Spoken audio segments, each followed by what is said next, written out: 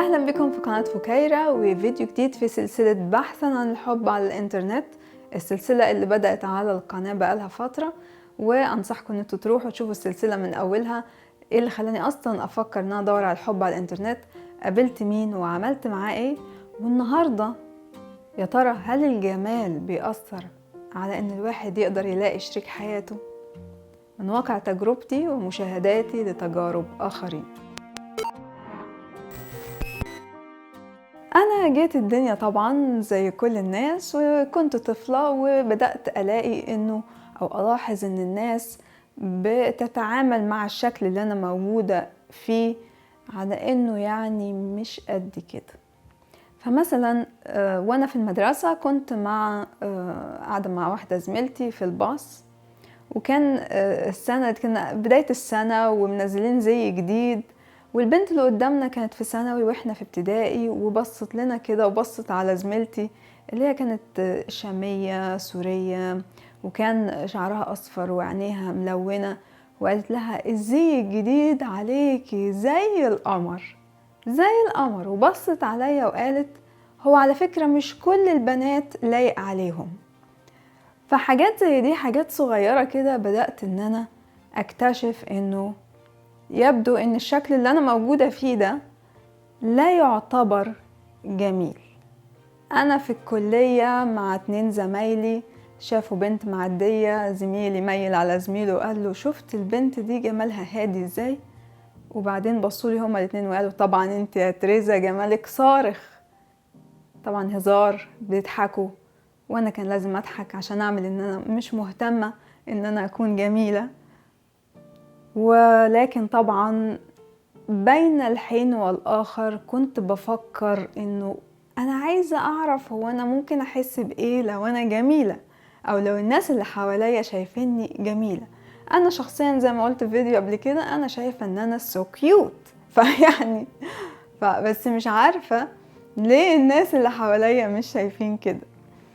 لما كنت في الماجستير كان ليا زميل كان مصور، والاقيه كل شويه رايح مثلا لزميلتنا من الصين ويقول لها ايه رايك تكوني موديل في الصوره بتاعتي. يروح لزميلتنا اللي من فنلندا ويقول لها ايه رايك تكوني موديل في الصوره بتاعتي. يروح لزميلتنا من امريكا الجنوبيه ويقول لها ايه رايك تكوني موديل في الصوره بتاعتي.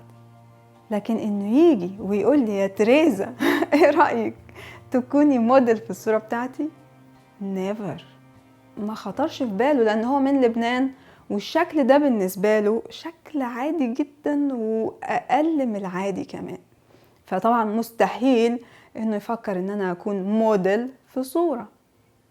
تخيلوا لما واحد يجي الدنيا ويمشي وعمره ما شعر على الاطلاق انه شكله ده يعني مسار اعجاب للناس.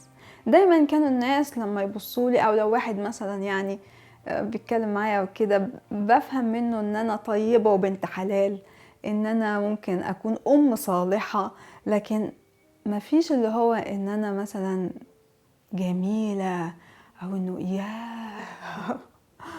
خالص. خلينا اخدكم لبعض الحكايات اللي انا شاهدتها بنفسي.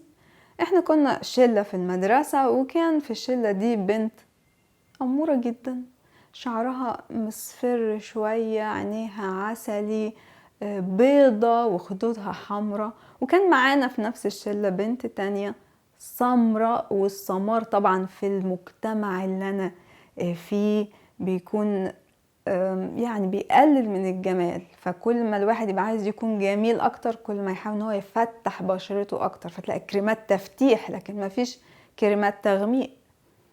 فهي سمرة، شعرها اتكلمت عنها قبل كده في فيديو حكايتي مع كتابة الشعر والزجل. يعني في تقوس شوية في رجلها، شعرها مش أنعم حاجة.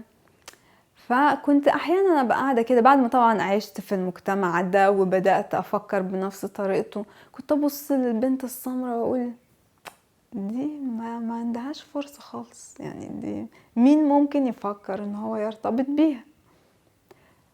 بمرور السنين وبعد ما عدت سنين كتيره، البنت السمراء دي كانت اول واحده اتجوزت في الشله بتاعتنا، واتجوزت بعد قصه حب. والبنت الأمورة الكيوت كانت، اقدر اقول اخر بقى، مش اخر، ان انا طبعا انا اخر واحدة في الشلة، ولكن هي كانت اللي قبلي على طول. بدأت بقى افكر انه كان بالنسبة لي طبعا ايه ده، معقولة؟ هل فعلا الجمال ممكن ما يكون لوش علاقة بالحب؟ كنت بشتغل في مكان ما ومعنا زميل عنده إعاقة، رجله مبتورة، وفجأة نشأت قصة حب بينه وبين زميلتنا اللي كانت في الوقت ده مخطوبة لشخص آخر. ولكن قصة الحب ابتدت تكبر، وكانت النتيجة انها فسخت خطوبتها من الشخص الأول وارتبطت بهذا الشخص.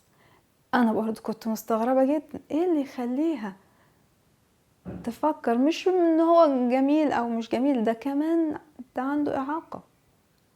في أسطورة إغريقية بتقول إنه كيوبيد اللي هو إله الحب هو زي ما انتوا عارفين على شكل بيبي كطفل يحمل جعبة سهام، وكان إله القوة كل ما يشوفه يتريق عليه، يقول انت إله، انت صغير كده وحجمك صغير وشبه الطفل.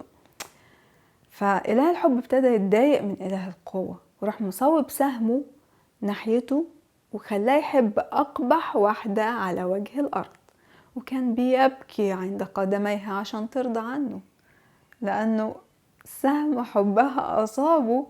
وبقى بيترجى كيوبيد ان هو يرفع لعنته عنه، لأنه مش قادر يتحكم في مشاعره ناحيتها، رغم ان هو عارف انها أقبح واحدة على كوكب الأرض.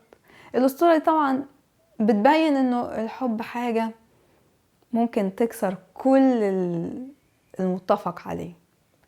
عودة بقى لحكايتي، أنا زي ما قلت أنا شايفة إنه كل الناس شايفين إن أنا مش جميلة، لا أصنف من الجميلات، وعايزة أختبر هذا الإحساس. مش إن أنا يعني زي ما قلت أنا عارفة إن أنا كيوت و I like myself وبستمتع بإن أنا أبص على نفسي في المراية بعض الأحيان، طبعا مش دايما، ولكن أنا عايزة أختبر هذا الإحساس، مش عايزة أموت جيت ومشيت وأنا عمري ما عرفت يعني إيه إحساس إن الواحد يبقى جميل كده والناس كلها يعني معجبة بيه. ولحد ما سافرت أوروبا، أول ما حطيت رجلي في أوروبا ابتديت أشوف نظرات مختلفة تماما. ألاقي الناس بتبصلي، تيجي تسألني Where are you from؟ أقول لهم I'm from Egypt. كليوباترا. وشوف بقى نظرات اللي أنا عمري ما كنت شفتها قبل كده، ولا الناس شايفين إن أنا جميلة. طبعا شيء عجيب جدا بالنسبة لي. رحت أحد المعسكرات الفنية ولقيت كل الفنانين في المجر، كل الفنانين جايين لي، ممكن أرسمك، ممكن أصورك. فأخيرا لقيت حد شايف إن أنا ممكن أكون موديل. طبعا عايزة أقول إنه ممكن واحد يكون في بلده عادي، لكن في بلد تانية ممكن يكون سبيشال جدا. يعني مثلا في واحد أمريكي متجوز واحدة صينية، والناس في الصين بيستغربوا جدا وبيقولوا إن هو متجوز واحدة صينية قبيحة، لكن هم مش عارفين يستوعبوا، وبيقولوا ان الموضوع ده بيتكرر كتير، انه دايما الاجانب لما بيجوا يتجوزوا الصينيات بينقوا ابشع الصينيات او اقبح الصينيات الموجودين عندهم، وبيبقوا مش فاهمين هم الناس دول شايفين البنات دول ازاي. عايزة اقول طبعا الجمال من هنا نكتشف ان هو نسبي. انت ممكن تكون يعني مش قد كده في مكان ما، لكن في مكان آخر you are very much appreciated. يا ترى انت شايف انك وسيم او انت شايفة انك جميلة؟ يا ريت تكتبولي في الكومنت، واشوفكم في فيديو جاي.